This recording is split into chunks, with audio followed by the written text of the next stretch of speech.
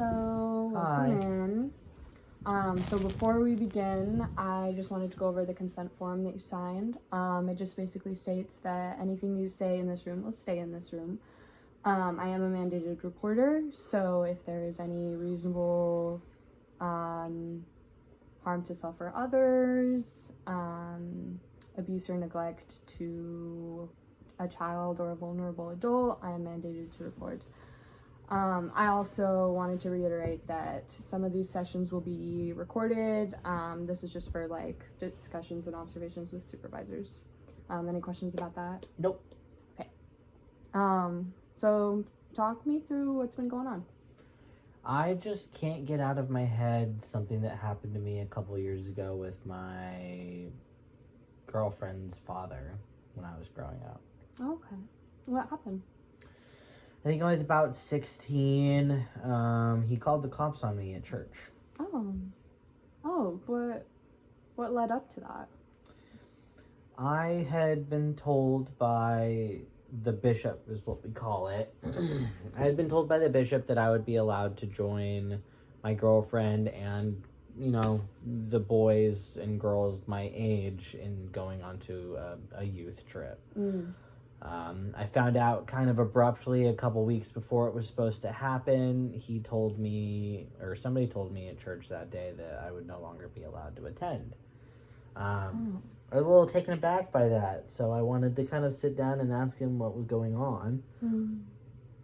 The church is pretty big about trying to bring people in that aren't very religious and give them the opportunity to grow their testimony and stuff like that. And I felt like it changed very quickly from like, yes, we want you to join us, to like, nah, never mind.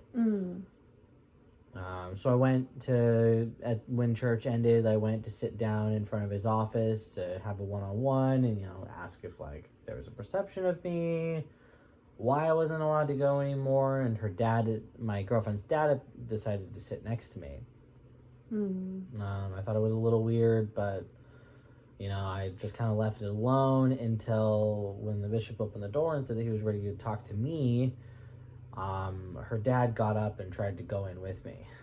Oh. Yeah. I told him, like, stop, like, you're not my adult or my chaperone, right, or my guardian. Like, I don't want you in this conversation. This is private. He kind of freaked out, said that I was planning on slandering his name and that, blah, blah, blah, blah, blah. I found out later it's because he told the bishop he didn't want me to go. But at the time I didn't know that. And so he thought I was just going to blow things out of proportion, slander his name. So he called the cops on me. Okay. So what I'm hearing is you're in a situation where you were told that you could go to this camp. You're looking forward to it. You're going to spend time with your girlfriend. And you were then told later on that you weren't allowed to go anymore. So you felt singled out and you wanted to have a conversation about it. Correct. Yeah. Okay. And then your girlfriend's dad barged in and kind of blew it out of proportions and made it bigger than it was. Yeah. Okay. And the frustration lies in, like, the fact that you couldn't control any of it, the fact that it all happened. Like, what feelings were going on? I think there's some frustration there in the way of, like, not letting my words be heard because of somebody, freaking out more than me.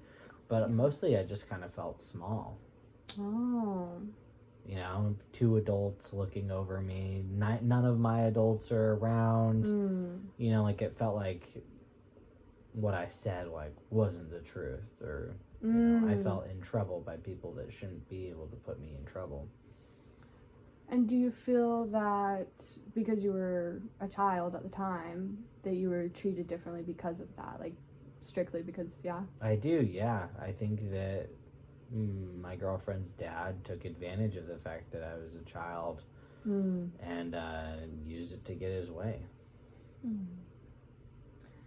that's a lot, and the fact that it was blown out of proportions and went to the most extreme, that's very, very hard, and like you said, very like scary and frustrating, and lots of emotions going into it that you had no control over. That's hard. Thank you.